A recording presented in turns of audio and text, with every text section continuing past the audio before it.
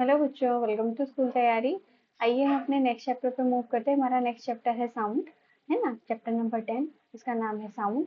Sound chapter में इसके पहले हमने 9 चैप्टर कंप्लीट कर लिए। पिछला चैप्टर आपका फ्रिक्शन था, तो फ्रिक्शन को अच्छे से आपने कर लिया। कमेंट करके बताइएगा कि आपने अच्छे से किया या कहीं पे आपको कोई दिक्कत हुई या फिर कोई क्वेश्चन या फिर एग्जाम्पलर सॉल्व करने में कहीं पे भी अगर कोई दिक्कत है तो आप बताइएगा। तो उसमें जो है हम एक एक करके उसको डिस्कस कर लेंगे। ठीक है। हमारा जो है नेक्स्ट चैप्टर स्टार्ट होगा, चैप्टर नंबर 10। अब जल्दी ही इसका आपका कोर्स भी खत्म होने वाला है, 3 चैप्टर और बचे हैं, बस इसके बाद खत्म हो जाएगा ये। ठीक है। हमारा नेक्स्ट चैप्टर है साउंड। ठीक है। साउंड हमारा नेक्स्ट चैप्टर है। साउंड से मतलब साउंड से, इसके नाम से ही आपको कुछ लग रहा होगा ऐसे कि मतलब साउंड क्या है। हम साउंड के बारे में पढ़ेंगे, स्टडी करेंगे। मेरी आवाज आप तक पहुंच रही है, आप सुन पा रहे हो और अंडरस्टैंड कर रहे हो, वो अलग बात है, वो आपकी समझ पे डिपेंड करता है। लेकिन जो कोई चीज लिसन करना होता है ना, उसी से आपको साउंड सुनाई देती है। जैसे कि अब हम सुनते कहाँ से हैं, हमारी सेंसरी ऑर्गन कितने होते हैं? 5 हमारे सेंसरी ऑर्गन है ना। तो उसमें से एक सेंसरी ऑर्गन हमारा कान भी होता है, जिससे हमें चीजें सुनाई देती हैं। ठीक है। अब सुनाई देती हैं, उसमें कोई ऐसा मतलब कुछ तो ऐसा मैकेनिज्म हो रहा होगा, कुछ ऐसी उसमें एनर्जी होगी जिसकी वजह से वो मूव कर रहा है और हमारे तक पहुंच रहा है और हम लोग सुन ले रहे हैं। जैसे आप स्कूल में होते हो, आपकी जैसे एक पीरियड अगर ओवर होता है, ठीक है, तो बेल बजती है। तो आपको जैसे कि वो कैसे पता मतलब बेल बजती है और आपको सुनाई देता है, आपको पता चल जाता है कि आपका एक पीरियड ओवर हो गया है। कैसे सुनाई दे? अगर मैं यहाँ पे पूछूं कि आपका एक पीरियड स्कूल में ओवर हो रहा है, आपको कैसे पता चलता है? बेल बजती है, आप यही बोलोगे, है ना। बेल बजती है। अब बेल बजती है तो बेल बज रही है, मतलब कोई साउंड है जो आप तक पहुंच रही है ना। जैसे कि जैसे मान लीजिए कि कोई आपके घर के आपके घर का दरवाजा बंद है, कोई आया आपके यहाँ, आया अगर आपके यहाँ, तो आपको कैसे पता चलेगा कि कोई आपके यहाँ आया है? डोरबेल नॉक करेगा वो, है ना। डोरबेल लॉक करने से, डोरबेल अगर नॉक करता है तो पता चल जाता है कि हाँ, हमें कुछ साउंड सुनाई देता है, हम हाँ डोरबेल तक मतलब अपने डोर तक जाते हैं और फिर इसके बाद हम वहाँ देखते हैं यहाँ कोई आया हुआ है, तो हमें पता चल जाता है। तो यही सब चीजें होती हैं। जैसे यहाँ पे बहुत सारे म्यूजिकल इंस्ट्रूमेंट लिखे हुए हैं ना, हारमोनियम है, सितार है, फ्लूट है, तबला है। इन सब की अलग अलग अपनी एक साउंड होती है। ठीक है। और दूसरी बात ये है कि इसको आप ऑपरेट कैसे कर रहे हो, आप इसमें से नई नई साउंड्स बना सकते हो, लेकिन इनका जो एक पर्टिकुलर साउंड है वो इन्हीं की तरह होता है। सितार कभी हारमोनियम की तरह आप बजाने का कोशिश करेंगे, थोड़ा सा डिफरेंस तो आ ही जाएगा, है ना। तो और या फिर फ्लूट को अगर हारमोनियम की जैसा बनाना बजाना चाहें तो इतना अच्छे से नहीं आप बजा पाएंगे। उन दोनों की आवाज में डिफरेंस होता है। ठीक है। इजीली हम आइडेंटिफाई कर पाते हैं कि ये इसकी आवाज है। तबला बज रहा है तो हमें समझ में आता है कहाँ तबला बज रहा है। हारमोनियम या फिर सितार, कोई भी चीजें जो भी बज रही है, गिटार सितार जो भी बज रहा है। ठीक है।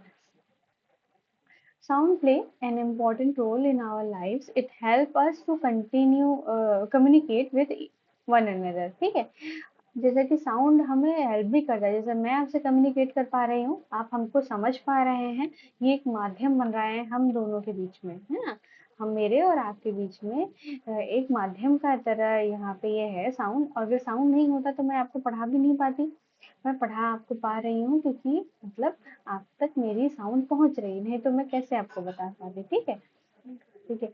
आप अपने स्कूल के म्यूजिक रूम में इन सारे इंस्ट्रूमेंट को आपने देखा होगा, है ना।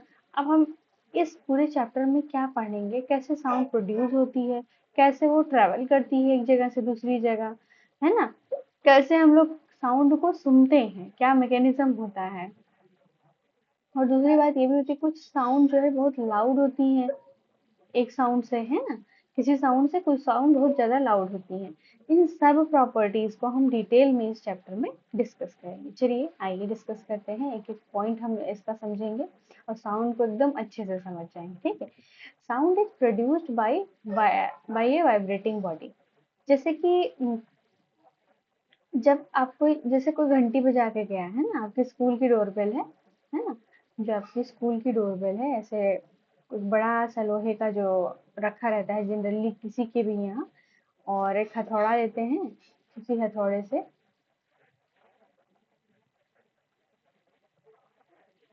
है ना, एक हमने हैमर लिया, हथौड़ा लिया, इस पे हम इस पे अगर आप बीट करोगे, है ना, इस पे हथौड़ा से अगर हम इसी लोहे की उस पे मारेंगे, है ना, ये बेल टंगी हुई है ना, कहीं पे टंगी हुई है ये, तो इससे अगर हम इस पे बीट करेंगे तो क्या होगा, जैसे ही आप आवाज सुनाई दी, जैसे ही आप इस पे बीट करो, तुरंत इसको टच करो, है ना, बीट करने के बाद आप अपने हाथ से इसको जब इसको हम टच करेंगे, है ना, इसको हम टच करेंगे तो क्या होगा, हमें वाइब्रेशन फील होगा, है ना, जैसे ही आप कोई इस पे आप इसको करके देख सकते हैं, है ना, इसको आप जरूर करके देखिएगा, इसको आप जैसे ही करोगे आपको समझ में आ जाएगा कि हाँ वाइब्रेशन होता है, ठीक है। तो इसका क्या मतलब हुआ कि कोई अगर बॉडी से आवाज आ रही है, किसी भी ऑब्जेक्ट से आवाज आ रहा है, तो क्या वहां पे वाइब्रेशन होना मतलब जरूरी है, वाइब्रेशन होगा ही होगा, यही हम फाइंड आउट यहाँ पे कर रहे हैं, sound is produce by a vibrating body, ठीक है। इसको घर पे भी आप कर सकते हो, जैसे ये बच्चे ने क्या किया है, एक पेन को लेके टांग दिया है, और लकड़ी से या फिर किसी भी चीज आप कर सकते हो, बेलन से किसी से भी आप इसको हिट कर दोगे, जैसे आप हिट करोगे या फिर किसी मेटल की रॉड से ही हिट हिट करोगे, इसने मेटल की रॉड ले रखी है सरिया, इसे हिट करोगे, इसके बाद तुरंत इसको टच करो, है ना, यहाँ पे इसको टच करो, जैसे ही आप टच करोगे तो आपको पता चलेगा कि इससे वाइब्रेशन यहाँ पे हो रहा है, ठीक है, वाइब्रेशन हो रहा है। दूसरी चीज ये एक ये हो सकती है, आप ये करें, एक दूसरी एक्टिविटी है, एक जो है आप लोहे का जो है बॉक्स हम ले रहे हैं, रबर बैंड लिया, दो पेंसिल ले लिया, ठीक है, और ऐसे ही जैसे इसमें दिखाया गया है वैसे ही हमने इस पे लगा दिया किनारे किनारे, और रबर बगल में ये ऐसे लगा दिया। अब क्या करो आप, now plug the rubber band, जैसे इसने इसे खींचा है अपनी तरफ बीच से, do you here a sound, जैसे ही इसे हम छोड़ते हैं तो क्या आपको कोई साउंड सुनाई देता है, जब आप इसे छोड़ोगे ना, तो जो ये रबड़ होगा वो वाइब्रेट करेगा, ठीक है, और जहाँ पे ये वाइब्रेट करे आपको थोड़ी सी साउंड भी सुनाई देगी, इसका मतलब कहीं पे भी अगर आप साउंड सुन रहे हो तो वाइब्रेशन आपको वहां पे होना होना ही है, जैसे कि आप अपने पीछे में बोल रहे हो या फिर आप कुछ बोलो और यहाँ आप गले पे आप अपने हाथ रखो, आपको वाइब्रेशन फील होगा। अब हमें यहीं से क्यों हो रहा है, क्योंकि यहाँ हमारा साउंड का सिस्टम है, समझ लीजिए यहाँ पे लैरिंग्स है जो साउंड सिस्टम की तरह काम करता है, और हमारा साउंड सिस्टम है, उसी से हम बोल पाते हैं और आवाज आप तक पहुंच पा रही है। आप यहाँ पे टच करिए, आपको वाइब्रेशन फील होगा, ठीक है। तो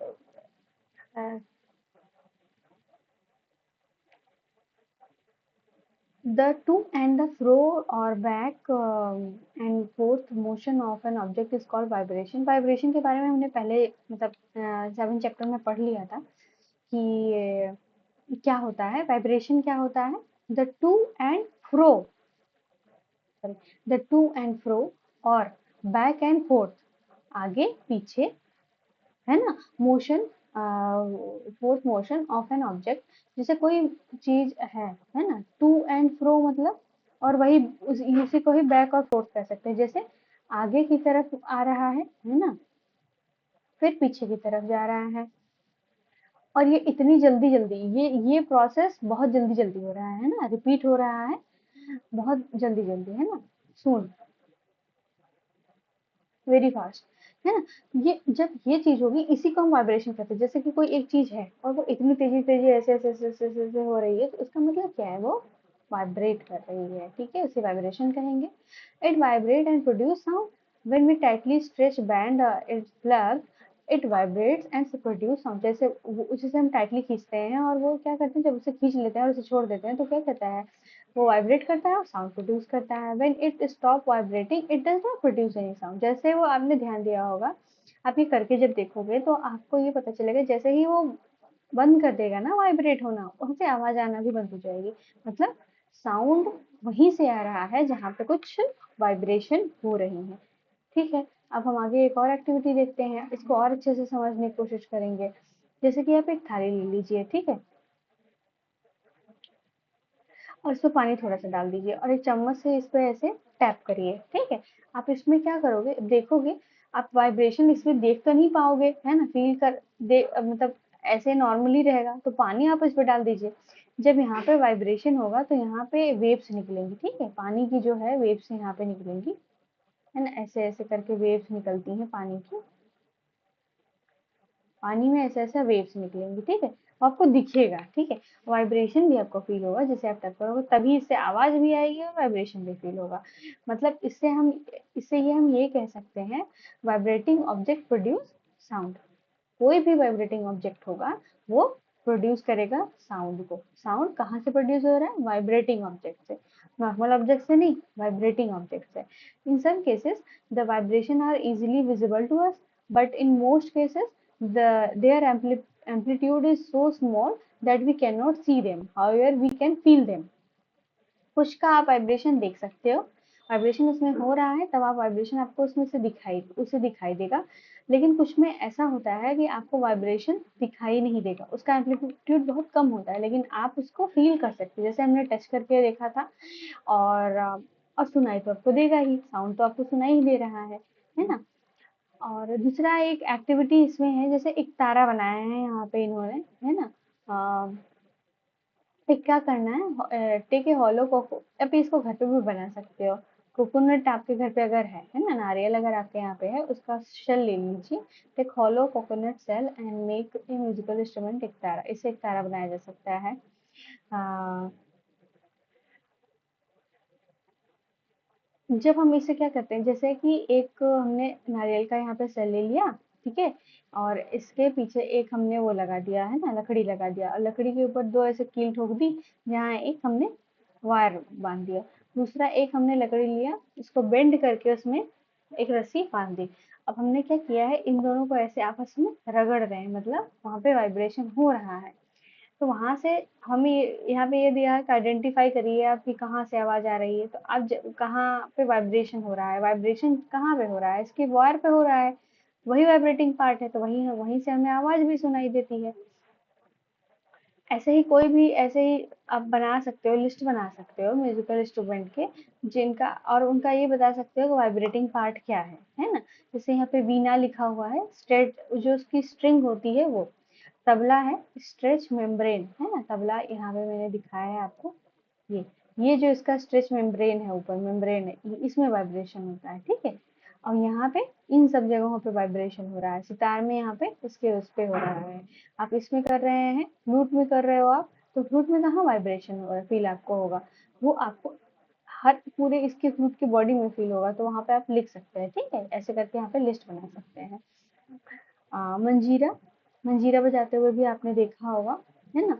द गदम, नो, एंड द नू, मटपॉट एंड द करताल, भी ये सब म्यूजिकल इंस्ट्रूमेंट के नाम है, ठीक है? अगर कुछ आपने देखे होंगे, कुछ आपने नहीं देखे होंगे। म्यूजिकल इंस्ट्रूमेंट है तो मतलब इसमें से साउंड निकलेगा, साउंड निकल रहा है मतलब वहां पे वाइब्रेशन हो रहा है आपको। यही बस यहाँ पे बताने का मेन वो था। These musical instrument are commonly used in many part of our country. हमारे कंट्री में बहुत, हमारे इंडिया में ना बहुत डाइवर्स है, ठीक है? डाइवर्स है तो हर जगह अलग अलग चीजें भी यूज होती हैं। अलग चीजें अगर यूज हो रही हैं तो उनका अलग अलग नाम, अलग अलग पहचान उनकी है, और हमें उनके अलग अलग चीजों को हमें जानने का भी पता चलता है, और हमें उन्हीं में आइडेंटिफाई करना है। ये जो यहाँ पे बहुत सारे आपको नाम दिख रहे हैं ये सब, तो ये उसी में है, ठीक है? These instrument are simply beaten और स्ट्रक। जैसे कि इन इंस्ट्रूमेंट को क्या किया जाता है, या तो बीट किया जाता है या तो मतलब रगड़ा जाता है, इन सब चीजों में मतलब ऐसे ही आवाज निकलती है। जैसे ये मंजीरा है, ये आपने देखा होगा, जगराता वगैरह में ऐसे ऐसे करके इसको बजाते हैं, ठीक है?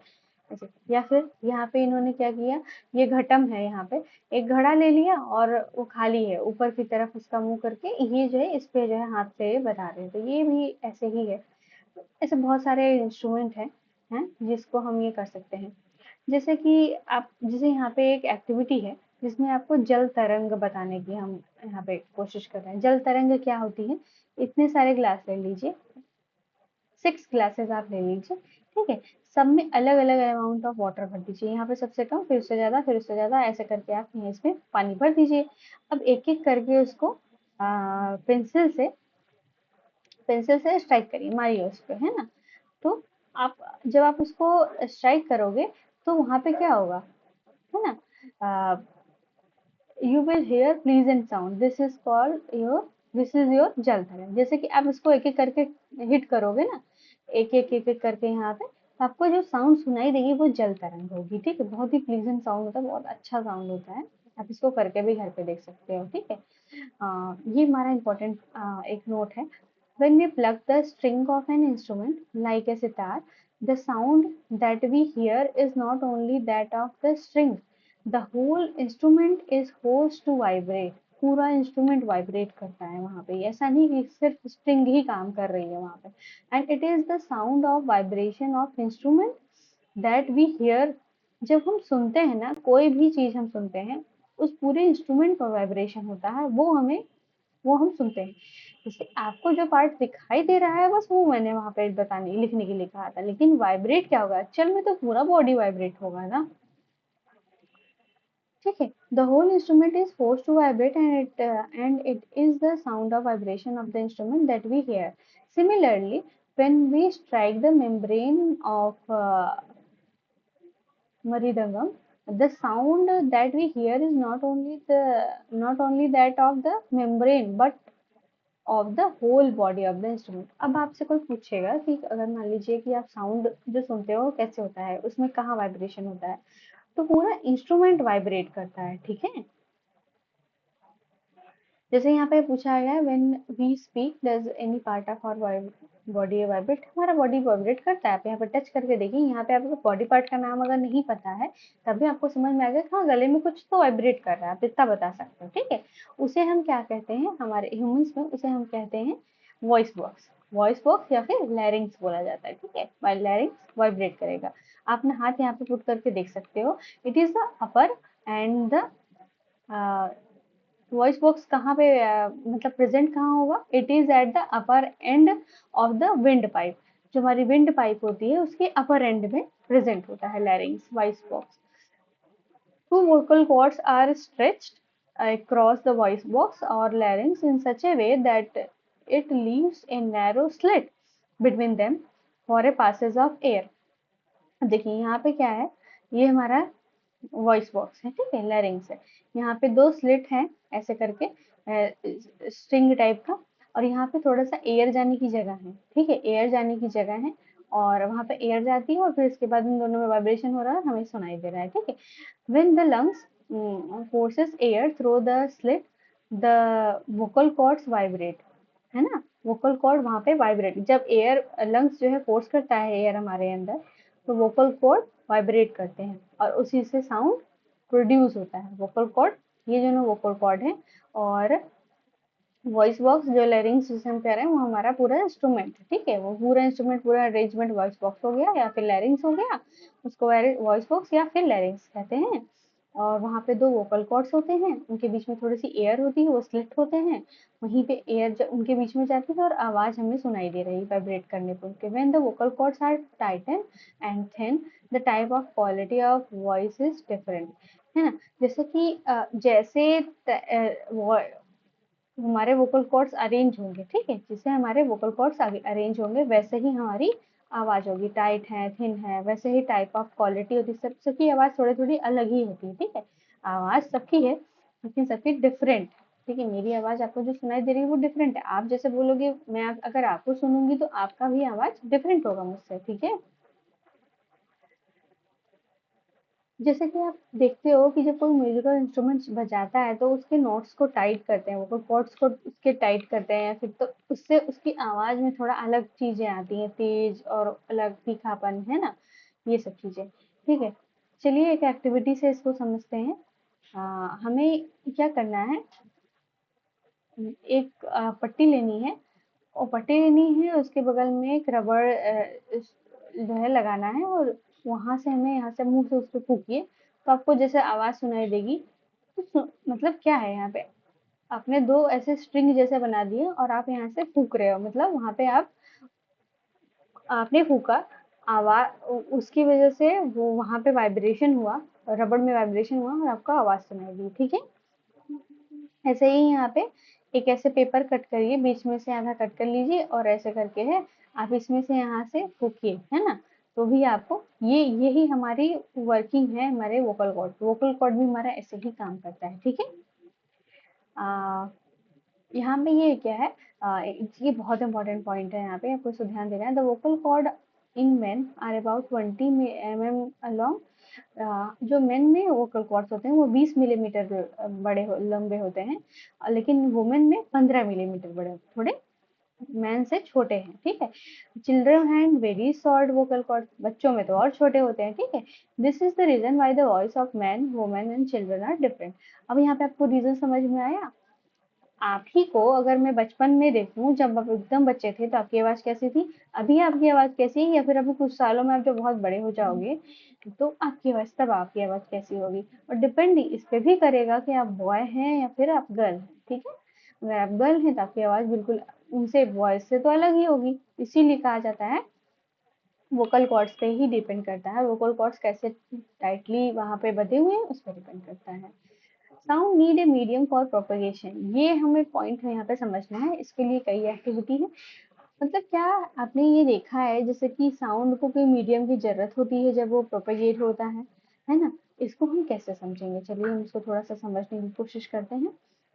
जैसे कि कोई आपका दोस्त है ना, आपके घर आ रहा है लेकिन थोड़ी दूरी पे है, ठीक है। तो अगर आपको उसको बुलाना होता है तो आप चिल्लाते हो, है ना, बहुत तेजी से चिल्लाओगे तब उसको सुनाई देगा। मतलब आप क्या कर रहे हो, उस तक आवाज पहुंचाने के लिए आपको चिल्लाना पड़ रहा है।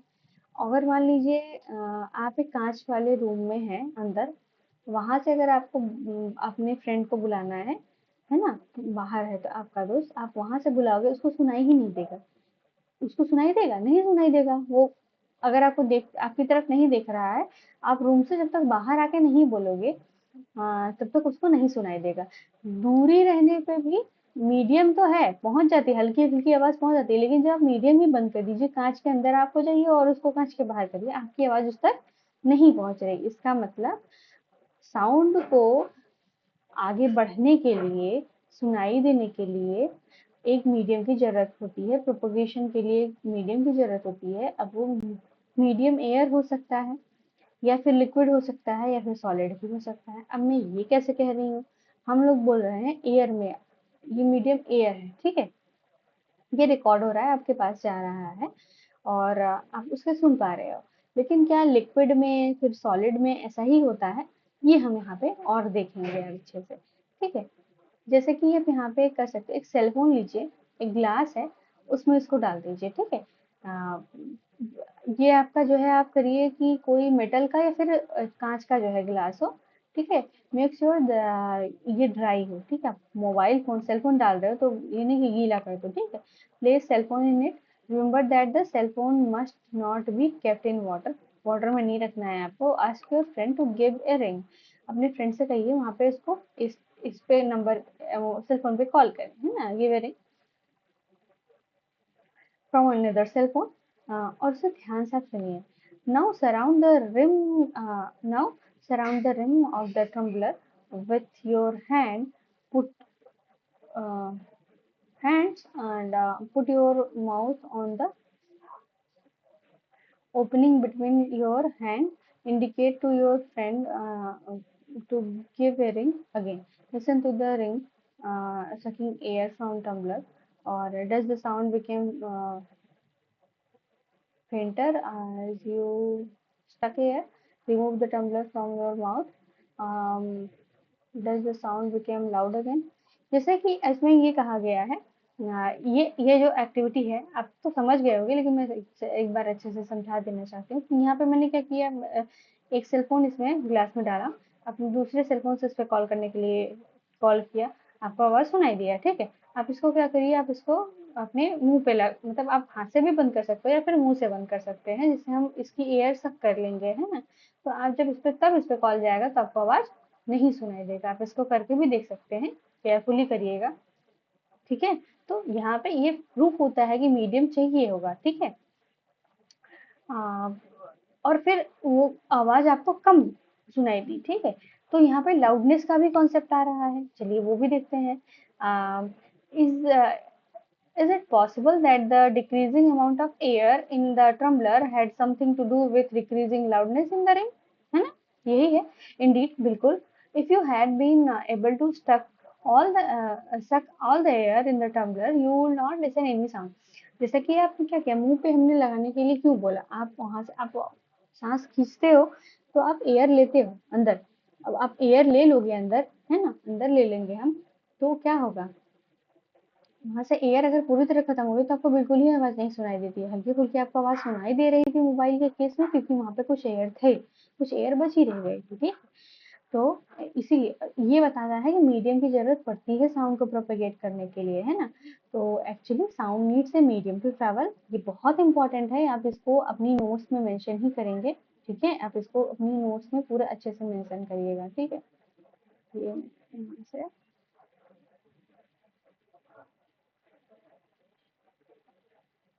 ठीक है. Sound needs a medium to travel. When air has been removed completely from a vessel, it is said that is vacuum. वहाँ पे अगर कहीं, जहाँ वैक्यूम का मतलब क्या होता है, जहाँ पे कोई भी एयर प्रेजेंट ही ना हो, बिल्कुल एयर हो ही ना, है ना, उसे वैक्यूम कहेंगे. अगर हटा दिए तो वैक्यूम बन जाएगा. The sound can not travel through a vacuum. Sound vacuum से ट्रेवल नहीं कर सकता. साउंड को मीडियम चाहिए ट्रेवल करने के लिए, ठीक है. अब यहाँ पे पूछा गया है, does sound travel in liquid. चलिए फाइंड आउट करते हैं. लिक्विड में कहता है, मैंने कहा ना मीडियम आपको सुनाई चाहिए ही होगा. अब जैसे क्या करिए, एक बकेट, एक टब ले लीजिए, पानी से भर दीजिए, और एक बेल ले लीजिए, है ना, जो घंटी होती है पूजा वाली. आप क्या करिए, पानी के अंदर डालिए पूरा अपना आधा हाथ डाल दीजिए, जितना आपके उसमें हो. अब कान एकदम यहाँ पे लगाइए, ठीक है. कान एकदम इसके पहले, जो इसका पहला तल है वहीं पे जहाँ पे ये लगा है, आप कान अंदर मत डाल दीजिएगा, आपके कान में पानी चला जाएगा. ध्यान से ये करिएगा, ठीक है. और घंटी बजाइए दूसरे हाथ से, है ना, हिलाई, मतलब घंटी को आप जब बजाएंगे या फिर हिलाएंगे तो आपको आवाज सुनाई देगी, क्योंकि ये एक मेटल की वो है, यहाँ से दीवार से टकराएगा ना ये मेटल, ठीक है. तो ये, तो आपको आवाज सुनाई देगी, तभी आवाज आपको सुनाई देगी, है ना. मीडियम मीडियम का डिफरेंस होता है, थोड़ा आवाज कम सुनाई दे सकती है, ज्यादा सुनाई दे सकती है ना. हम्म, इसीलिए तो आपको अब समझ में आया कि पानी के अंदर जो डॉल्फिन होती है, व्हेल होती है, वो कैसे कम्युनिकेट करती है. पानी के अंदर आवाज जाती है एक जगह से दूसरी जगह, वो मीडियम का काम कर रहा है, तभी तो वो लोग आपस में बात करते हैं. अब हम लोग आपसे बात आपस में बात करते हैं ह्यूमन टू ह्यूमन, तो क्या फेस टू फेस भी बात तो होती होगी ना, उनका कुछ तो लैंग्वेज होगा उनका. हमें नहीं समझ में आता, इसका मतलब ये नहीं है कि उनको वो बात नहीं करते हैं, उन आवाज तो निकालते हैं. गाय भी बोलती है कुछ, दूसरे का गाय समझ जाती होगी ना, उनकी आवाजें हैं, है ना. अब हम देखते हैं सॉलिड में कैसे ट्रैवल करता है. आप एक स्केल ले लीजिए, मेटल की स्केल ले लीजिए, ठीक है. यहाँ से अपने फ्रेंड को बोलिए यहाँ पे टैप करे, और आप इसको कान के पास एकदम लगा लीजिए, दूसरा एंड आपको सुनाई देगा. इसका मतलब ये सॉलिड से भी ट्रैवल होती है, ठीक है. सॉलिड से भी ट्रैवल, तो इसको आप टेबल पे भी करके कर सकते हो. जैसे कि एक टेबल पे यहाँ से टैप करिए आप हाथ से अपने, और दूसरे बच्चे को बोल दीजिए कि यहाँ कान एकदम लगाए, एकदम उसकी सतह पे, आपको सुनाई देगा. Sound can travel through any solid, कोई भी सॉलिड हो, लकड़ी हो, मेटल हो, किसी में भी हो, साउंड ट्रेवल कर सकता है, ठीक है.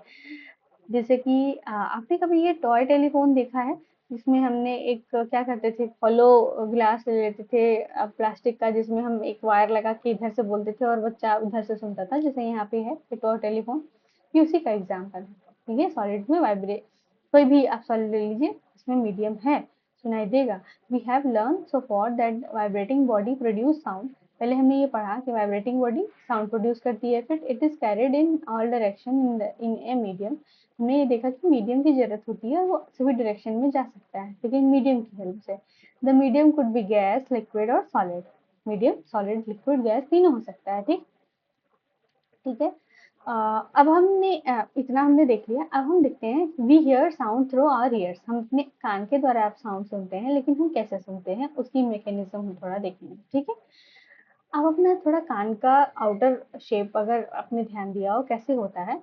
Outer part of year is like a funnel, जैसे एक फनल की तरह है ना. When sound enter it, it travel down a canal at the end of which there is a thin stretched membrane. It is called eardrum. जैसे कि हमारे कान के एकदम लास्ट में आप कान के पर्दे नहीं बोलते हैं, हम लोग बोलते हैं ये बात कि कान में ज़्यादा अंदर तक हो जो है कोई लकड़ी-वकड़ी नहीं डालनी चाहिए, नहीं तो ईयर ड्रम फट जाएँगे तो सुनाई नहीं देगा आपको, ठीक है? क्योंकि वो के पहले से आपके अंदर लगा हुआ है, आप उसको नहीं चेंज कर सकते हैं, ठीक है? तो हमारे कान में क्या है, अभी तक हमने यही देखा, जब हम तबला बजा रहे थे तो एक ऊपर मेम्ब्रेन टाइप की थी, वही वाइब्रेट कर रही थी, स्ट्रेच थी एकदम, जितना टाइट रहेगी उससे वैसे ही आवाज आएगा, वैसे ही स्ट्रेच मेम्ब्रेन हमारे कान में भी होती है, से ईयर ड्रम कहते हैं। It performs an important function to understand what the eardrum does. It चलिए इसको हम एक ऐसे करके एक मॉडल से हम समझ सकते हैं, ठीक है? जैसे आप एक क्या करिए, एक प्लास्टिक का बॉटल ले लीजिए, ऊपर जो है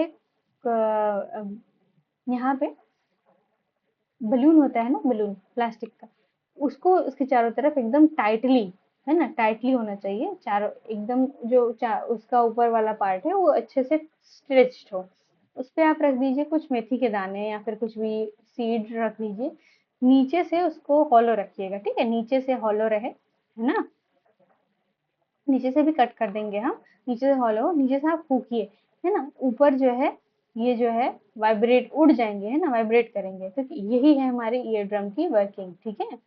the ear drum like is stretched rubber sheet, sound vibrate make ear drum vibrate, sound vibrate करेगा, ईयर ड्रम भी वाइब्रेट करेगा, तो यहाँ पे क्या है, ये पर्दा भी वाइब्रेट करेगा, पर्दा यहाँ पे थोड़ा ढीला था, यहाँ पे और टाइट हो गया, और ऊपर ये साउंड वाइब्रेट किया, उसकी वजह से पर्दा भी वाइब्रेट किया, साउंड की वजह से पर्दा वाइब्रेट है, sound vibration make the eardrum vibrate, है ना, the eardrum send vibration to the inner ear, अब ईयर ड्रम क्या करता है, वाइब्रेशन अंदर हमारे और अंदर इनर ईयर में भेजता है, ठीक है, from there the signal goes to brain, वहां से हमारे ब्रेन में सिग्नल जाता है, ऐसे हम सुनते हैं, ठीक है, हमारे ब्रेन में सिग्नल जाएगा और हमारा ब्रेन कहेगा नहीं कुछ आवाज है, तो हम उसको सुनते हैं।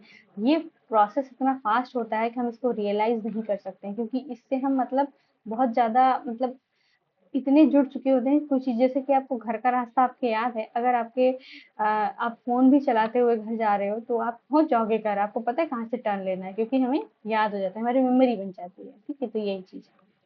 अब यहाँ पे आवाज यहाँ से आ रही है, यहाँ पे ईयर ड्रम टाइप का है, येलो कलर का जो दिख रहा है आपको, यही हमारा ईयर ड्रम है, और इसके बाद इनर ईयर की स्ट्रक्चर है, अब ईयर ड्रम के बाद इनर ईयर की स्ट्रक्चर यहाँ से अच्छे से दिखाई दिया है, तो यहाँ से इनर ईयर से यहाँ से ब्रेन में जा रहा है, जिससे हमें आवाज हमें सुनाई दी देती है।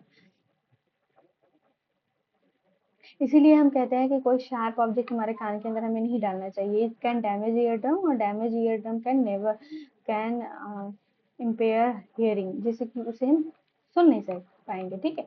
अब यहाँ पे हम एम्पलीट्यूड, टाइम पीरियड और फ्रिक्वेंसी ऑफ ए वाइब्रेशन की बात करेंगे, फ्रिक्वेंसी की बात करेंगे, एम्पलीट्यूड की बात करेंगे, टाइम पीरियड की बात करेंगे, यहाँ पे कुछ फॉर्मूले भी आ सकते हैं, है ना, जिससे हम रिलेशन हमें निकालना हुआ हो, तो वो हमें थोड़ा सा हम देखेंगे, ठीक है। जैसे हमें पता है कि टू एंड फ्रो मोशन जो है, फोर्थ बैक एंड फोर्थ से समझ लीजिए, उसे वाइब्रेशन कहते हैं, है ना, तो दिस इसी वाइब्रेशन को हम इसे हम ऑसिलेटरी मोशन भी कह सकते हैं, ठीक है ना, कोई चीज आगे पीछे लगातार ऐसे ऐसे आगे और पीछे लगातार ऐसे आ जा रही है, तो इसे ही हम ऑसिलेटरी मोशन भी कह रहे हैं, ठीक है, वाइब्रेशन भी कह रहे हैं, वाइब्रेशन भी यहाँ पे कहा जा रहा है, और ऑसिलेटरी मोशन भी कहा जा सकता है, ठीक है। चलिए फिर, द नंबर ऑफ ऑसिलेशन पर सेकेंड, एक सेकेंड में कितनी बार ऑसिलेशन होता है ना, एक सेकेंड में कितनी बार ये इधर से इधर ऐसे ऐसे घूमता है, इसे हम कहेंगे फ्रिक्वेंसी, इसे क्या कहोगे आप, एक सेकेंड में जितनी टाइम बार ऑसिलेशन होगा उसे हम फ्रिक्वेंसी कहते हैं। Frequency is expressed in, frequency की जैसे कि कोई चीज की यूनिट होती है ना, जैसे आप दूरी की यूनिट हम किलोमीटर लेते हैं, वैसे फ्रिक्वेंसी की यूनिट हर्ट्ज होती है, या फिर पर सेकेंड आप बोल सकते हो, सेकेंड इनवर्स, या फिर हर्ट्ज बोलते हैं, ठीक है, हर्ट्ज एक साइंटिस्ट का नाम था, उनके नाम पे है ये सिंबल, HZ इसका सिंबल होता है, इसका मतलब फ्रीक्वेंसी क्या है, ऑसिलेशन अपॉन में टाइम, ये फ्रीक्वेंसी का फॉर्मूला निकल के पर सेकेंड, एक सेकेंड में कितना ऑसिलेशन हो रहा है, उससे ही हम क्या कहेंगे, उसकी फ्रीक्वेंसी कहेंगे। जैसे मान लीजिए कोई एक ऑब्जेक्ट है ना, वो 20 टाइम्स ऑसिलेट करता है एक सेकेंड में, तो हम टाइम क्या लिखेंगे, 1 सेकेंड, ऑसिलेशन को 20 लिखेंगे, उसकी फ्रीक्वेंसी क्या आएगी, 20 हर्ट्ज, है ना, यहाँ पे क्वेश्चन सॉल्व किया है मैंने, और ये यहाँ पे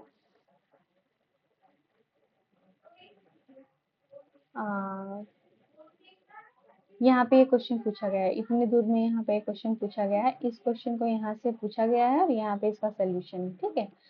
तो इतना आपको समझ में आया होगा। अब हम अगर हम एम्पलीट्यूड की बात करें, ठीक है, आप you can recognise many familiar sound without seeing the object producing them. आप कई आवाज़ों को जो आपके लिए फेमिलियर होती है उनका पहचान जाते हो बिना देखे ही कि किस चीज़ की आवाज़। जैसे मैं यहाँ पे भी एक वायलिन की आवाज़ बजाऊं और मैं नहीं बताऊं कि मैं क्या आवाज़ यहाँ पे प्ले कर रही हूँ, तो आपको समझ में वैसे ही आ जाएगा कि वो वायलिन की आवाज़ है, क्योंकि आप उससे फेमिलियर हो, जानते हो आप उसको। या तबले की आवाज़ बताऊं, तो ये कैसे पॉसिबल है, ये पॉसिबल कैसे हो रहा है ना। The sound must be different to enable your recognise them. ये डिफरेंट एक दूसरे से, तभी आप उसको एनेबल और रिकॉग्नाइज करने के लिए, ठीक है। Have you ever thought what factors make them different. आपने कभी सोचा कि ये क्या फैक्टर होते हैं जो एक साउंड को दूसरे साउंड से डिफरेंट करते हैं। वो होता है एम्पलीट्यूड हमारा। Amplitude and frequency are the two important properties of any sound. Sound की प्रॉपर्टी के बारे में अगर हम बात करें तो साउंड की प्रॉपर्टी एम्पलीट्यूड और फ्रीक्वेंसी दोनों बताता है। कितनी बार ऑसिलेट हो रहा है, एम्पलीट्यूड मतलब उसका कितना बड़ा एम्पलीट्यूड है। एम्पलीट्यूड को आगे हम समझेंगे अच्छे से, मतलब उनका आयाम कितना बड़ा है, ठीक है। Can we differentiate sound on the basis of their amplitude and frequency. देखते हैं। लाउडनेस और पिच की बात यहाँ पे करेंगे, यहाँ पे एम्पलीट्यूड की बात होगी, ठीक है। कोई भी, जैसे कि यहाँ पे आप क्या करिए, टेक ए मेटेलिक टम्बलर, ये मेटल का बना हुआ है, and and a tablespoon, strike a tablespoon gently on the brim of the tumbler. यहाँ पे हमने इसके ऊपर वाले पार्ट पे यहाँ पे उससे हमें स्ट्राइक करना है, ठीक है। क्या होगा,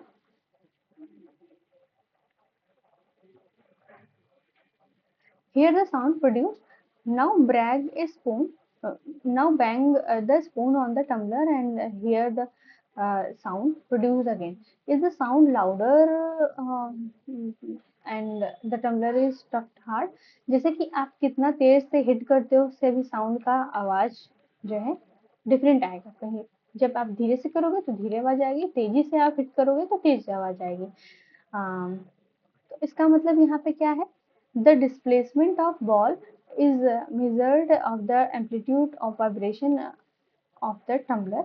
जैसे उनका, जैसे यहाँ पे बॉल की बात है ना, एक ये कितना दूर तक जा रहा है वो उसका आयाम हो सकता है। जैसे कि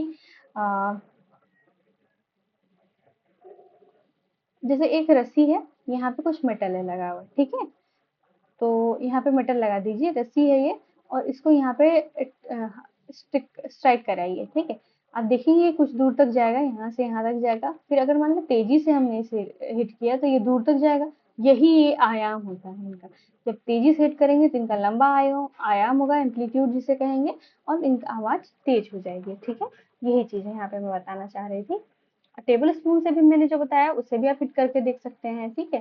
लेकिन आपको जो आयाम दिखाई देगा वो इसी, आप इसको स्ट्रेच करें, जैसे कोई रस्सी बांध लीजिए नीचे उसमें, तो उससे आपको दिखाई देगा, ठीक है।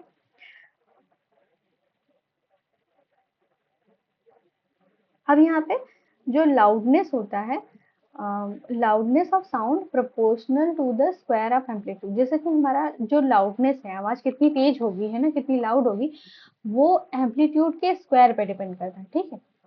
जैसे कि कितना ज्यादा एम्पलीट्यूड है उसका भी स्क्वायर हम ले रहे हैं, ठीक है, उस पर डिपेंड करता है लाउडनेस, ठीक है। वो डायरेक्टली प्रोपोर्शनल होता है, मतलब उसी पे डिपेंड कर रहा है। For example the amplitude become twice of the loudness increase by the factor of 4। जैसे कि किसी का लाउडनेस अगर 2 है एंड एम्पलीट्यूड अगर 2 है, उसकी लाउडनेस क्या होगा, उसका लाउडनेस 4 हो जाएगा, ठीक है, क्योंकि एम्पलीट्यूड के स्क्वायर के बराबर होता है लाउडनेस। यही आप समझ लीजिए, ठीक है। The loudness are expressed in a unit. Loudness को किस यूनिट में हम एक्सप्रेस करते हैं, डेसिबल, ठीक है, उसे हम डेसिबल कहते हैं। यहाँ पे कुछ दिया गया है, जैसे हम ब्रीथ करते हैं तो 10 डेसिबल की आवाज आती है। जब हम सॉफ्ट विस्पर करते हैं 30 डेसिबल। नॉर्मल कन्वर्सेशन जैसे मैं आपसे बात कर रही हूँ कि यहाँ पे 60 डेसिबल की बात हो रही है, 60 डेसिबल है मेरी साउंड का लाउडनेस, ठीक है। और जैसे बिजी ट्रैफिक है तो वहाँ पे 70 डेसिबल, और एवरेज फैक्ट्री वगैरह में 80 डेसिबल की आवाज आती रहती है, ठीक है। above 80 decibel the noise become physically painful. जैसे कि अगर आपको ये लगता है ना कहीं जैसे शादी वगैरह में मगर तेज से आवाज बज रहा है, गाना बज रहा है, तो वो पेनफुल टाइप का लगता है, बहुत अजीब लगता है जब बहुत तेज बजता है, तो वो पेनफुल हो जाता है। वो मतलब वो आवाज अगर आपको सुनने में अच्छा मतलब दिक्कत हो रही है, अच्छा नहीं लग रहा वो अलग बात है, आपको पसंद नहीं है, लेकिन अगर दिक्कत हो रही है, आपका कान में जैसे लग रहा है कि दर्द हो जाएगा, तो वो होता है आपका 80 डेसिबल से ज्यादा।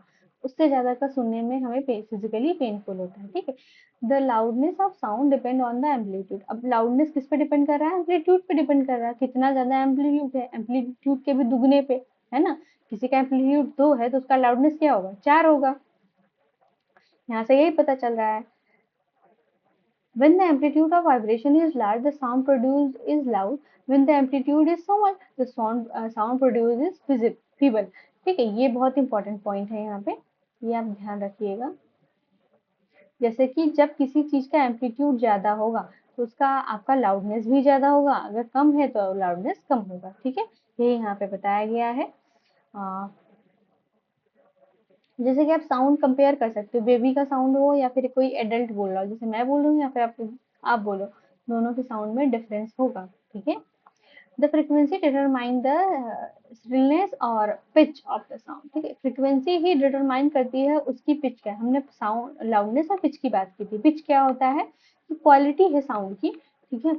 लाउडनेस कितना तेज है आवाज, कितना धीरे है आवाज, इसकी बात कर रहे हैं। पिच की बात कर रहे हैं, मतलब तीखापन। किसी की आवाज बहुत चुभती है ना, पतली होती है एकदम तेजी से, जैसे टाइप का पिच। तो और किसी का जैसे बहुत ऐसे आवाज रहता है, जैसे भैं भैं आवाज ऐसे करके करता हो, है ना, कुछ ऐसा। तो फ्रीक्वेंसी है उसे डिटरमाइन करती है। Frequency determine the pitch of the sound, ठीक है। फ्रीक्वेंसी डायरेक्टली प्रोपोर्शनल होती है पिच के, या फिर स्टिलनेस जो भी इसको बोलते हैं, लाउडनेस प्रोपोर्शनल टू एम्पलीट्यूड का स्क्वायर में होता है, ठीक है। If the frequency of vibration is higher we say that sound is shrill and has higher pitch. जब फ्रीक्वेंसी ऑफ वाइब्रेशन बहुत ज्यादा हो, जैसे कि कोई चीज वाइब्रेट बहुत तेजी ज्यादा कर रहा है एक सेकंड में, मतलब एक चीज कोई एक सेकंड में अगर 50 बार वाइब्रेट कर रही है और एक चीज कोई एक सेकंड में 20 बार वाइब्रेट कर रही है, तो पिच किसका ज्यादा होगा? जो 50 बार वाइब्रेट कर रहा है एक सेकंड में, ठीक है। यही यहाँ पे बताया गया है, यहाँ पे यही बताया गया है। The frequency of vibration is lower if we say that the sound has lower pitch. जैसे जब उसकी फ्रीक्वेंसी कम होगी तो उसका मतलब उसका पिच भी कम है, ठीक है। जैसे कि एग्जांपल में हम देखें, drum vibrate with A low frequency. Drum बहुत ऐसे चौड़ी आवाज टाइप का नहीं लगता है, और वहीं पे अगर हम आप ये देखें कि सीटी विसल, वो कितना तेजी से कान में जाता है, ठीक है। इसीलिए कभी आपने ये नहीं देखा होगा कि जो पुलिस ऑफिसर्स होते हैं ट्रैफिक पुलिस के, वो कभी ड्रम नहीं बजाते, सीटी बजाते हैं, क्योंकि आप वो आवाज दूर तक ट्रेवल कर लेगी, उनकी फ्रीक्वेंसी ज्यादा है, तो वो आवाज ज्यादा दूर तक जाती है, ठीक है, ट्रैवल कर लेती है, ठीक है। तो यहाँ पे बस यही है। और अगर हम एग्जाम्पल की बात करें मेल और फीमेल में, तो जो पिच जिनका ज्यादा होता है, हाई पिच किसका होता है? फीमेल्स का पिच, हम जो फीमेल होती है उनकी वॉइस का पिच ज्यादा होता है। बर्ड का, बर्ड भी तीखा बोलती है, जो भी तीखा आवाज टाइप का हो ना, विशल जैसे सीटी। और लो पिच किसका होगा? उसकी लाउडनेस भी वैसे ही डिपेंड करती है, जैसे कि लो पिच है तो ड्रम है ना, लायन चिल्लाता है, रोर कर रहा है, मेल का साउंड, ये सब लो पिच वॉइस है, ठीक है। हाई पिच होता है फीमेल का, ठीक है। Women has higher frequency than that of a man, ठीक है। यही यहाँ पे बताया गया है, इतने सारे एग्जाम्पल भी इसमें यही दिए गए हैं। और यहाँ पे अब हम समझेंगे ऑडिबल एंड इनऑडिबल साउंड। जैसे कोई आवाज आपको सुनाई देगी कि नहीं सुनाई देगी, उसकी क्या क्वालिटी होगी, ये हम यहाँ पे देखेंगे, ठीक है। Audible and inaudible sound. we now we know that we need a vibrating body for producing sound. Sound को प्रोड्यूस करने के लिए हमें वाइब्रेटिंग बॉडी चाहिए, है ना। क्या हम सारे वाइब्रेटिंग बॉडी के, अगर वाइब्रेट कर रहा है तो उसकी आवाज सुन सकते हैं? कोई बहुत धीरे करेगा तो कैसे सुनोगे भाई, बहुत धीरे वाइब्रेशन हो रही है इसमें, है ना। The fact the sound of frequency less than about 20 vibration per second Hz cannot be detected by the human ear. हमारे कान की भी सीमा है, ठीक है। हमारा कान अगर कोई किसी की फ्रीक्वेंसी 20 हर्ट से कम है, उसको हम नहीं सुन पाते हैं, ठीक है। वो हमारे लिए इनऑडिबल हो जाएगा, हमें नहीं सुनाई देगा। such sound is called inaudible. Sound of frequency higher than about 20,000 vibration per second, 20 kilohertz, is also not audible to human ear. ये भी हमारे जैसे कि 20 हर्ट्ज से कम और 20 किलोहर्ट्ज से ज्यादा है ना, इसको हम नहीं सुन सकते। ठीक है, ये हमारे ह्यूमन ईयर्स के लिए नहीं होता है। ठीक है, जैसे कि मैं यहाँ पे लिखूं 20 हर्ट्ज, जो हमारा लिमिट रहेगा 20 किलो हर्ट्ज। ठीक है, ये हमारा कान का लिमिट है ना, यही है लिमिट ऑफ ईयर। इतना ही हो सकता है, इतना ही सुन सकते हैं हम, 20 हर्ट्ज से कम नहीं सुन पाएंगे, 20 से 20 किलो हर्ट्ज के बीच में अगर है तो हम सुन लेंगे। ठीक है, तो हमें सुनाई देगा, यही यहाँ पे कहने की बात है, बस इतना। Human ear, the range of Audible frequency is रफली फ्रॉम 20 टू 20,000, यहाँ पे लिखा है तो 20 किलो हर्ट्ज मैंने लिख दिया। किलो मतलब यहाँ पे क्यों लगाया गया है, क्योंकि 30 किलो को रिप्रेजेंट करता है, इसलिए किलो हर्ट्ज लिख दिया। अब 20 टू 20,000 हर्ट्ज भी लिख सकते हैं, केवल हर्ट्ज में अगर यूनिट आपको रखनी है। ठीक है, some animal can hear sound of frequency higher than 20 hertz, 20 kilohertz, इससे ज्यादा का सुन सकते हैं। कुछ एनिमल ऐसे होते हैं जिनकी जो इससे ज्यादा की आवाज अगर है तो उसे हम सुन सकते हैं, जैसे डॉग है। डॉग में ऐसी एबिलिटी होती है, वो लोग सुन लेते हैं, समझ लेते हैं। अगर हम उनको समझ पा रहे हैं उनकी एक्टिविटी को, तो हम उन्हीं को कहीं पे, जैसे पुलिस उसको यूज करती है, हायर फ्रिक्वेंसी जो है डॉग हियर, है ना, डॉग जो है, डॉग के कान इसे सुन सकते हैं। ठीक है, तो अल्ट्रासाउंड इक्विपमेंट, अल्ट्रासाउंड जो इक्विपमेंट होते हैं वो इन्वेस्टिगेट करने के लिए, ट्रैक करने के लिए, मेडिकल प्रॉब्लम को सॉल्व करने के लिए यूज किया जाता है ना। ये भी works at frequency higher than 20 kilohertz. वो भी अल्ट्रासाउंड जो इक्विपमेंट होते हैं, अल्ट्रासाउंड होता है, आपने सुना हो किसी का, आपको मतलब घर में आप सुने हो, है ना, पेट में किसी को प्रॉब्लम होती है तो अल्ट्रासाउंड होता है। ठीक है, तो वो भी इसी के, मेडिकल में, बहुत मेडिकल इंडस्ट्री में आपका यूज होता है। ठीक है, आपको फिट रखने के लिए ये सब चीजें हैं। ठीक है, इतना समझ में है आपको। ऑडिबल और इनऑडिबल साउंड के बारे में मैंने सुना है, बताया। कोई चीज ऑडिबल है, इसका मतलब वो 20 से 20 किलो हर्ट्ज के बीच में है, उससे कम या ज्यादा है तो वो हमें नहीं सुनाई देगा, उसे हम इनऑडिबल कहेंगे। ठीक है, और कुछ ऐसे एनिमल है जैसे डॉग, वो 20 किलो हर्ट्ज से भी ज्यादा की अगर आवाज है तो सुन लेंगे, फ्रिक्वेंसी की आवाज है तो वो भी सुन लेते हैं। ठीक है, और या फिर अल्ट्रासाउंड डिवाइसेस इक्विपमेंट, वो भी। अब हम यहाँ पे जानेंगे नॉइज और म्यूजिक के बीच में डिफरेंस, हम थोड़ा समझेंगे कि नॉइज क्या होता है और म्यूजिक क्या होता है। ठीक है, जैसे कि कहीं पे मान लीजिए कंस्ट्रक्शन का काम चल रहा है, वो आपको आवाज, या फिर आप किसी ट्रैफिक में फंस जाओ, है ना, वहां पे बहुत ज्यादा बस के हॉर्न और ट्रक के हॉर्न है वहां पे, बस, तो क्या वो आपको अच्छा लगता है, वो आपको म्यूजिक लगता है? नहीं, वो आपको नॉइज लगता है। ठीक है, तो कोई भी अनप्लीजेंट साउंड होती है ना, उसे हम नॉइज कहते हैं। ठीक है, अनप्लीजेंट, जो हमें नहीं अच्छी लगे, unpleasant sounds are called noise. उसे क्या, नॉइज किसे कहेंगे हम? अनप्लीजेंट साउंड को नॉइज कहते हैं। अगर हम बात करें, जो म्यूजिक होता है वो बहुत ही प्लीजेंट लगता है, जैसे कोई सॉन्ग चला दिया जाए, आपको अच्छा लगता है, चाहे वो तेज ही बज रहा हो, तो क्यों? क्योंकि वो प्लीजेंट साउंड है ना। बहुत तेज बजने वाला भी लाउड नॉइज लग सकता है, धीरे अगर बज रहा है या फिर नॉर्मल साउंड में बज रहा है तो वो हमें प्लीजेंट लगता है। Musical sound is one which is pleasing two year, हमारे कान को अच्छा लगता हो, प्लीज करता हो। ठीक है, जैसे हारमोनियम, सितार, इन सब की आवाज। तो आपको समझ में आया यहाँ पे नॉइज और म्यूजिक का फर्क। ठीक है, यहाँ पे नॉइज का बात कर ही लिए हैं तो नॉइज पोल्यूशन की भी बात कर लेते हैं। नॉइज पोल्यूशन क्या होता है? नॉइज पोल्यूशन होता है प्रेजेंस ऑफ एक्सेसिव और unwanted sound in the environment is called noise pollution. Noise pollution क्या होता है कि अगर कोई भी अनप्लीजेंट साउंड है, अनवांटेड साउंड है, जो हमारे हमारे एनवायरनमेंट में प्रेजेंट है, ठीक है, और वो एक्सेसिव में प्रेजेंट है, थोड़े में नहीं, एक्सेस में प्रेजेंट है, तो उसे हम कहेंगे नॉइज पोल्यूशन। ठीक है, जैसे कि vehicle explosion including bursting of crackers, बहुत ज्यादा क्रैकर्स कोई जलाए, है ना, मशीन्स बहुत तेज चली हो, बहुत ज्यादा लाउड स्पीकर लगे हो, तो ये सब साउंड पोल्यूशन के एग्जाम्पल हो जाएंगे। Television and transistor radio at high volume, some kitchen appliances, desert cooler, air condition, all contribute to noise pollution. किस तरह नॉइज पोल्यूशन करते हैं? ठीक है, कि अगर हमारे कान, जो हमारे अनवांटेड चीजें जो भी हैं, आवाज जो ज्यादा निकल रही है, वो सब नॉइज पोल्यूशन में काउंट होंगे, अगर वो तेज है, बहुत ज्यादा उनका लाउडनेस है। ठीक है। What are the harm of noise pollution? से हमें हार्म क्या होता है? हम जैसे कि सो नहीं पाएंगे, हमें हाइपरटेंशन हो सकता है ना। हाइपरटेंशन मतलब हाई ब्लड प्रेशर हमारा हो सकता है, एंजाइटी हो सकती है हमें, है ना। और भी कई सारे डिसऑर्डर हमें नॉइज पोल्यूशन से हो सकते हैं। तो नॉइज पोल्यूशन हमारे लिए बहुत ज़्यादा हार्मफुल होता है, हमारे कानों को भी डैमेज कर सकता है। अगर हमें नॉइज पोल्यूशन का लिमिट ही अगर हमें मेजर करना हो तो हम कैसे कर सकते हैं? Control the measure to limit noise pollution. To control noise pollution we must control the source of noise. हमें नॉइज पोल्यूशन को अगर कम करना है तो हमें जहाँ से आवाज आ रही है वही को हमें कंट्रोल करना पड़ेगा, है ना। जैसे कि हाउ कैन वी, इसे हम कैसे कर सकते हैं? जैसे साइलेंसिंग डिवाइसेस कुछ लगाते हैं, है ना, साइलेंसर लगता है ना किसी किसी डिवाइस उसमें, तो इसीलिए लगता है कि जैसे एयरक्राफ्ट इंजन में, ट्रांसपोर्ट व्हीकल्स में, ये भी तो आवाज करते हैं, इंडस्ट्रियल मशीन, होम अप्लायंसेस, इन सब में अगर साइलेंसर लगा रहेगा तो थोड़ा कम आवाज आएगा, है ना, साइलेंस मेंटेन करेगा।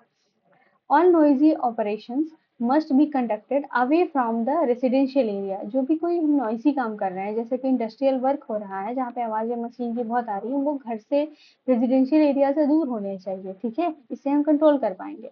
Noise producing industry should be set up away from the area. जैसे use of automobile horn should be minimise, horn की आवाज को मिनिमाइज किया जाए। सिग्नल्स का काम हम कर सकते हैं, जैसे सिग्नल देके उससे रिड्यूस कर सकते हैं। TV and music system should be run at low volume. TV और जो म्यूजिक सिस्टम है उसे धीरे आवाज में चलाएं। जैसे शादियों में तो लोग चिल्लाने ही रखते हैं, समझ में ही नहीं आता उन्हें कि कितना तेज करना है। ठीक है। Trees must be planted along the road and around the building to cut down on the sound reaching the resident, thus reducing the harmful effect of noise pollution। जैसे कहीं पे जैसे लगा हुआ है, ये मैं यहाँ पे अंडरलाइन कर लूँ, ये use of minimise TV music singles run in the low volume. ठीक है। और ये बहुत ही इम्पोर्टेंट पॉइंट है, इसको मैं यहाँ से कर देती हूँ। Trees must be planted along the road and around the building। जैसे रोड के पास और बिल्डिंग के पास बहुत ज्यादा पेड़ लगाने चाहिए। वो क्या करते हैं? कट डाउन करते हैं, वॉइस को पहुंचने से, रेजिडेंशियल एरिया से रोकने का काम करते हैं। ठीक है, cut down on the sound reaching the resident, है ना। दस reducing the harmful effect of noise pollution, वो रिड्यूस करते हैं harmful effect of noise pollution का। ठीक है।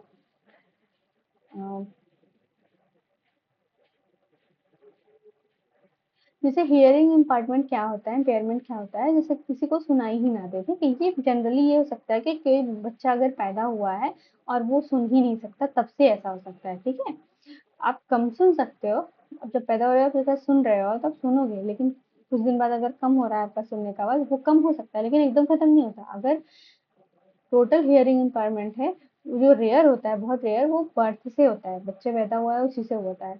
इन लोगों के लिए साइन लैंग्वेज का वो होता है, साइन लैंग्वेज में बात करते हैं ये लोग। ठीक है, समझ में आता है। इसकी बहुत ही मतलब सोसाइटी में हमारे है भी, ये एजुकेशन सिस्टम में भी है कि उनको साइन लैंग्वेज से पढ़ाया जाए, है ना।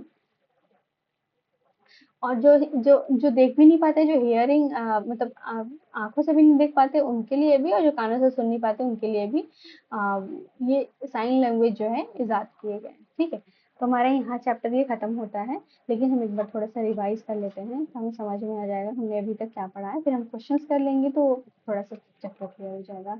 पहले हमने साउंड के बारे में समझा, थोड़ा सा इंट्रोडक्शन देखा, फिर हमने क्या साउंड प्रोड्यूस करता है, कैसे प्रोड्यूस होता है, वाइब्रेटिंग बॉडी से, ये देखा हमने।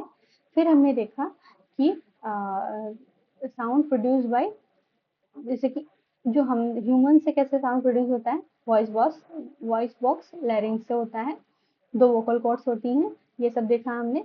फिर हमने देखा sound need a medium to for propagation, आगे बढ़ने के लिए साउंड को मीडियम चाहिए, चाहे वो सॉलिड हो, लिक्विड हो, गैस हो, इन तीनों को हमने देखा। ठीक है, फिर हमने देखा हमारा कान में कैसे सुनते हैं, ईयर ड्रम होता है, और इनर ईयर की स्ट्रक्चर जो है, ये सब देखा। फिर हमने यहाँ पे देखा, ये यहाँ से आपका मैथमेटिकल पार्ट थोड़ा स्टार्ट होता है, एम्पलीट्यूड और टाइम पीरियड और फ्रिक्वेंसी। तो यहाँ पे हमने ऑसिलेशन देखा। ठीक है, ऑसिलेशन देखा, और नंबर ऑफ ऑसिलेशन पर सेकेंड, फ्रिक्वेंसी जिसे हम कहते हैं। एम्पलीट्यूड हमने देखा कि कितना दूर का मतलब जाने का, इसके लिए ये एक्सपेरिमेंट किया था। लाउडनेस और पिच हमने देखी। लाउडनेस लाउडनेस प्रोपोर्शनल होता है एम्पलीट्यूड के स्क्वायर के, और जो पिच होता है, फ्रिक्वेंसी होता है, वो पिच जो होता है वो फ्रिक्वेंसी के डायरेक्टली प्रोपोर्शनल होता है। पिच जितनी ज़्यादा, फ्रिक्वेंसी जितनी ज़्यादा, पिच उतना ज़्यादा, और उतना ही तीखा आवाज़ होगा। जैसे कि अगर हम एग्जांपल देखें तो हाई पिच किसका होता है, विसल, सीटी बर्ड का, फीमेल का। अगर लो पिच की बात करें, ड्रम, लायन चिल्लाता, मेल का साउंड, ये सब लो पिच वाइज है। ऑडिबल और इनऑडिबल साउंड के बारे में देखा हमने। जो 20 हर्ट्ज से 20 किलो हर्ट्ज के बीच की साउंड होती है वो ऑडिबल होती है, बाकी सारी इनऑडिबल होती है। डॉग 20 किलो हर्ट्ज से भी ज़्यादा की आवाज़ सुन सकता है, समझ सकता है, बता मतलब साइंस से बता भी सकता है।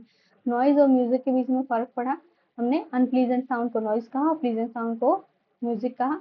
नॉइज पोल्यूशन के बारे में हमने देखा, नॉइज पोल्यूशन कौन कौन कॉज करता है हमने देखा। फिर हमने देखा कि लैक ऑफ स्लीप, इससे क्या हो सकता है, हार्म क्या हो सकता है, हम सोने का हमें कमी हो सकता है, हाइपरटेंशन हो सकता है, एंजाइटी हो सकता है, वो फील डिसऑर्डर हो सकते हैं। फिर हमने कंट्रोल करने का देखा कि कैसे मीडियम, क्या क्या चीज़ें होती हैं जिसे हम कंट्रोल कर सकते हैं नॉइज पोल्यूशन, जिसे हम कम यूज़ करें, है ना।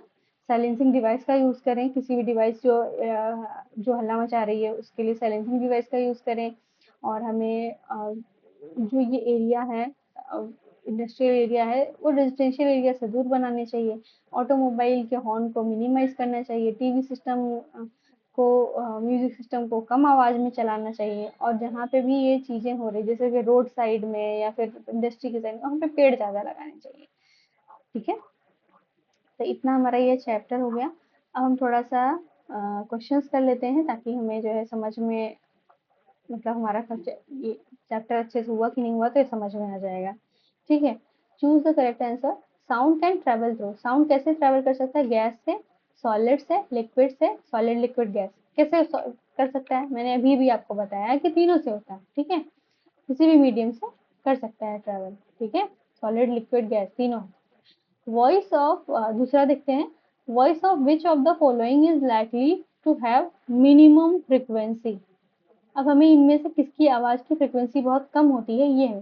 फ्रिक्वेंसी कम है, फ्रिक्वेंसी डायरेक्टली प्रोपोर्शनल है पिच के। ठीक है, फ्रिक्वेंसी किसकी कम होती है, जैसे कि पिच उसी का ज़्यादा होगा जो तीखा जिसकी आवाज़ होगा। ठीक है, फ्रिक्वेंसी हमें कम दिखाना है तो पिच भी कम होगा, है ना, दोनों कम है। Baby girl, baby boy, a man, a woman.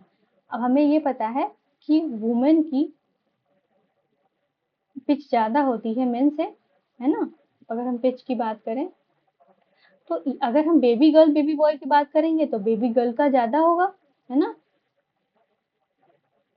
Baby girl का ज़्यादा होगा बेबी बॉय से। तो सबसे कम किसका हो गया, वुमेन और मेन का गया। फिर हम मतलब ये तो अलग कैटेगरी हो गई, लेकिन इन सबसे भी कम होता है इनका, बेबी गर्ल, बेबी बॉय का। तो अगर हम यहाँ पे पिच की बात करें, अगर पिच इनका, इसका कम है ना, डिक्रीज है, मतलब कम है, ये हटाना पड़ेगा,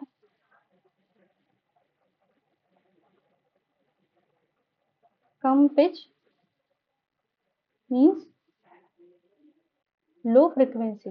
ठीक है, लो फ्रिक्वेंसी, ये में पूछा गया है मिनिमम फ्रिक्वेंसी किसकी होगी, तो यहाँ पे किसका आंसर हो जाएगा, बेबी बॉय।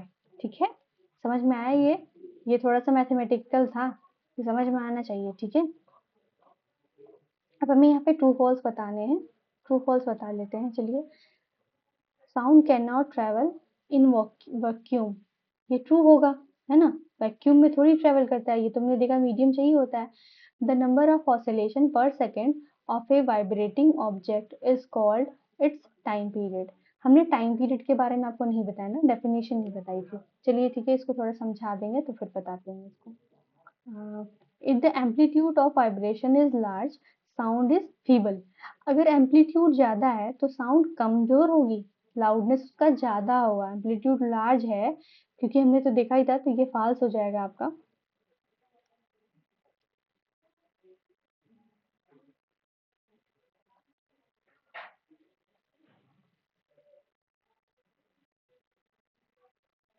ठीक है, ये फॉल्स हो जाएगा।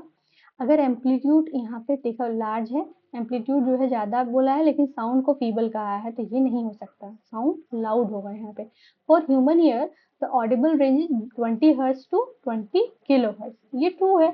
अभी तो हमने देखा 20 हर्ट्ज टू 20 किलो हर्ट्ज होता, ठीक है। The lower the frequency of vibration the higher is the pitch, है ना। पिच और फ्रीक्वेंसी में डायरेक्ट रिलेशन है, lower the frequency higher the pitch, ये फॉल्स होगा, ठीक है। पिच और फ्रीक्वेंसी में डायरेक्ट रिलेशन है, पिच बढ़ेगा फ्रीक्वेंसी बढ़ेगी, ठीक है, ये चीज है। Unwanted and unpleasant sound is termed music, music unpleasant होता है प्लीजेंट होता है, ये भी फॉल्स होगा आपका।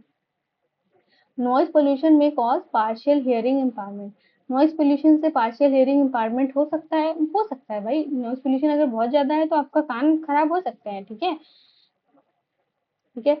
एम्पलीट्यूड को भी अभी हम टाइम पीरियड को आपको बता देंगे, ठीक है, टाइम पीरियड समझा देंगे, तब वहाँ पे उस क्वेश्चन को यहाँ पे देखेंगे। वहाँ पे टाइम पीरियड के बारे में कुछ लिखा नहीं था इसलिए वो मिस हो गया।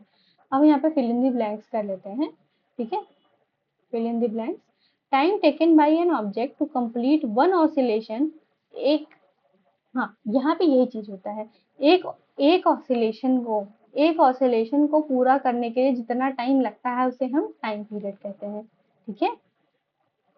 यही आपका डेफिनेशन हो जाएगा, यहाँ पे मैं लिख दे रही हूँ, इसे कहेंगे टाइम पीरियड, इसे आप टाइम पीरियड कहोगे। टाइम पीरियड क्या होता है, एक ऑसिलेशन को पूरा करने में लगा समय, है ना। मैंने आपको फ्रीक्वेंसी क्या बताई थी कि एक सेकंड में कितना ऑसिलेशन हो जा रहा है, वो फ्रीक्वेंसी हो जाएगी एक सेकंड में, है ना, पर सेकंड कितना ऑसिलेशन हो जा रहा है। लेकिन अगर एक ऑसिलेशन को पूरा करने में जो समय लग रहा है वो एक सेकंड से भी कम लग सकता है, ज्यादा भी लग सकता है, ठीक है, उसे हम कहते हैं टाइम पीरियड। तो यहाँ पे आपका ये क्वेश्चन भी यहाँ पे हो जाएगा, the number of oscillation per second of a vibrating object is called its time period। Number of oscillation पर सेकंड, ऑसिलेशन पर सेकंड तो फ्रीक्वेंसी था, टाइम पीरियड तो था नहीं, है ना। टाइम पीरियड के बारे में नहीं बताया था इसलिए मैंने यहाँ पे नहीं बताया, ये डेफिनेशन तो आपने पढ़ी है ना, ये तो फ्रीक्वेंसी की डेफिनेशन थी। फ्रीक्वेंसी क्या थी, है ना, ऑसिलेशन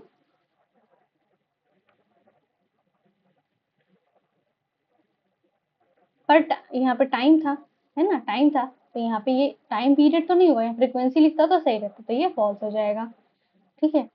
अब हम आगे यहाँ पे देखते हैं, हमारा ये फोर्थ क्वेश्चन जो था, loudness is determined by, loudness कैसे डिटरमाइन कर सकते हैं, साउंड की किस क्वालिटी से होता है, एम्पलीट्यूड से होता है ना, एम्पलीट्यूड ऑफ वाइब्रेशन जितना ज्यादा होगा लाउडनेस उतना ज्यादा होगा, तो यहाँ पे क्या लिखोगे, amplitude, the unit of frequency hertz, इसको एच जेड से रिप्रेजेंट करते हैं। Unwanted sound is called, unwanted sound क्या होता है, नॉइस होता है, ठीक है। यहाँ पे क्या बताया था, अनप्लीजेंट अनवांटेड साउंड, यहाँ पे यही तो बताया गया था, नॉइज था, अनप्लीजेंट साउंड, है ना, अनप्लीजेंट साउंड,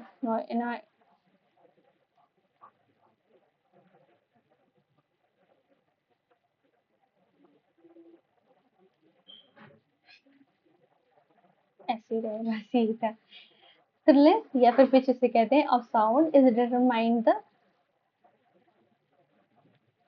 अब पिच को कैसे determine, frequency of vibration, vibration की कैसी फ्रीक्वेंसी उसी से हम डिटरमाइन करें, फ्रीक्वेंसी की डायरेक्टली प्रोपोर्शनल था पिच, है ना, यहाँ पे फ्रीक्वेंसी होगा।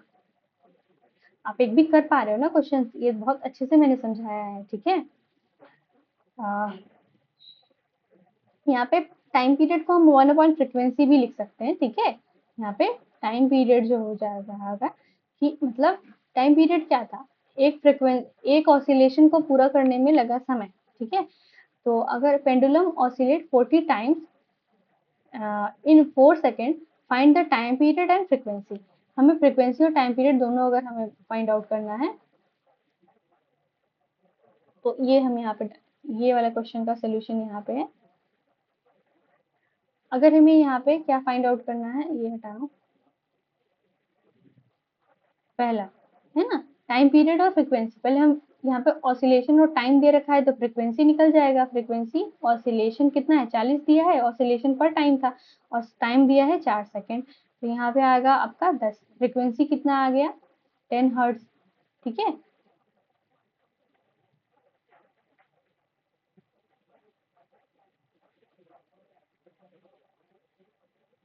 दूसरा यहाँ पे क्या था, टाइम पीरियड, है ना, टाइम पीरियड कैपिटल टी से रिप्रेजेंट करते हैं, ठीक है। कैपिटल टी को अगर हम देखें तो 1/फ्रीक्वेंसी होता है, 1/फ्रीक्वेंसी, ठीक है। 1/फ्रीक्वेंसी को हम टाइम पीरियड भी कहते हैं। ये इसका फॉर्मूला होता है, फॉर्मूला आपको याद रखना है। फॉर्मूला आप मतलब आप ध्यान रख लेना तो आपको समझ में आ जाएगा। यहाँ पे फॉर्मूला क्या होगा, 1/10 कर देंगे, है ना। तो क्या आ जाएगा, 10 से इसे करेंगे तो 0.1 आ जाएगा, 0.1 सेकेंड कर सकते हैं, हमारा आएगा टाइम पीरियड, ठीक है। ये आ गया क्वेश्चन नंबर जो है 5 सॉल्व हो गया, ठीक है। समझ में आया आपको, टाइम पीरियड भी बता दिया, फ्रीक्वेंसी भी बता दिया। The sound from A mosquito is produced when vibrates its wings at the average rate of 500 vibration पर सेकेंड। एक सेकेंड में 500 वाइब्रेशन हो रहा है ना, किसी भी मस्कीटो कर रहा है। What is the time period of the vibration. अगर हम टाइम पीरियड, अब उसके टाइम पीरियड की बात करते हैं, ठीक है। यहाँ पे टाइम पीरियड की बात कर लेते हैं। टाइम पीरियड क्या होता है, 1/फ्रीक्वेंसी। इसकी फ्रीक्वेंसी क्या है, 500 पर सेकेंड। ये इसको हम क्या कहेंगे, इसकी फ्रीक्वेंसी हो जाएगी, है ना, ये इसकी फ्रीक्वेंसी हो जाएगी। अगर हमें टाइम पीरियड निकालना है, टाइम पीरियड क्या होता है, 1/f, तो इसे क्या कहेंगे, 1/500। ये करोगे आप, यही इसका टाइम पीरियड आएगा, ठीक है। जब इसको आप सॉल्व करोगे, है ना, तो ये आएगा आपका 0.2 इंटू 10⁻², कर सकते हैं, या फिर ये आ जाएगा 0.002। ये आपका आएगा इसका टाइम पीरियड, ठीक है। ये आपको शायद ये मैथ में पढ़ा होगा 8th क्लास में, आपको पता है 10⁻² मैंने कैसे किया है। यहाँ पे 5 × 100 है, 100 को ऊपर अगर ले जाएंगे तो -2 हो जाएगा 10 के पावर में, है ना। 10⁻² यहाँ लिख सकते हैं, उसको 10⁻² हो जाएगा, 1/5 क्या हो जाएगा, 0.2। यही आएगा इसका आंसर। अब क्वेश्चन नंबर 7 देखते हैं। हमने सारे एक एक करके सारे क्वेश्चन हम कर रहे हैं। Identify the part of which vibrate to produce the sound of the following instrument. ढोलक में क्या होगा, उसका स्ट्रेचिंग मेम्ब्रेन करता है, ठीक है, यहाँ पे लिखा हुआ है। सितार में उसका स्ट्रेच स्ट्रिंग, और फ्लूट की बात करें तो उसका एयर कॉलम होता है ना, लंबा सा एयर कॉलम है, वो उसमें जो है आवाज होता है। पूरा होल इंस्ट्रूमेंट जो है स्ट्रेच करता है, लेकिन वाइब्रेट कहाँ हो रहा है, ये वाली बात है, ठीक है। म्यूजिक और नॉइज में डिफरेंस मैंने आपको बता दिया था। पोल्यूशन का लिस्ट ये सब बताना है। वो explain noise pollution is harmful to human, बताया है मैंने आपको, हार्मफुल होता है। Lack of sleep, hypertension, anxiety, ये सब चीजें हो सकती हैं, ठीक है। तो यहाँ पे ये सारे जो एक दो क्वेश्चन हैं, ये आप खुद कर लीजिएगा, हो जाएगा, बहुत ही सिंपल है। मैंने बताया है आपको अच्छे से कॉन्सेप्ट, तो आपका ये जो है थोड़ा सा क्लियर हो गया। यहाँ एक गोलकुंडा फोर्ट की बात है, ठीक है। ये थोड़ा सा इंटरेस्टिंग है, ये मैं आपको बता दे रही हूँ। क्या होता है, गोलकुंडा फोर्ट है हैदराबाद में, ठीक है। वहां पे मतलब वो बहुत ही अच्छा फोर्ट है ना, हमारे इंडिया का बहुत ही अच्छा है, वो फेमस है वो। वहां पे जो उसका आर्किटेक्ट और इंजीनियरिंग वहां पे हुई है, वो अलग लेवल की है ना। तो वहां पे क्या है, वहां पे डोम है near the entrance of the fort, fort के एंट्रेंस पे ही डोम है। A hand clap at the particular point under the dome revibrates and can be heard at the highest point of the fort about a kilometer away, ठीक है।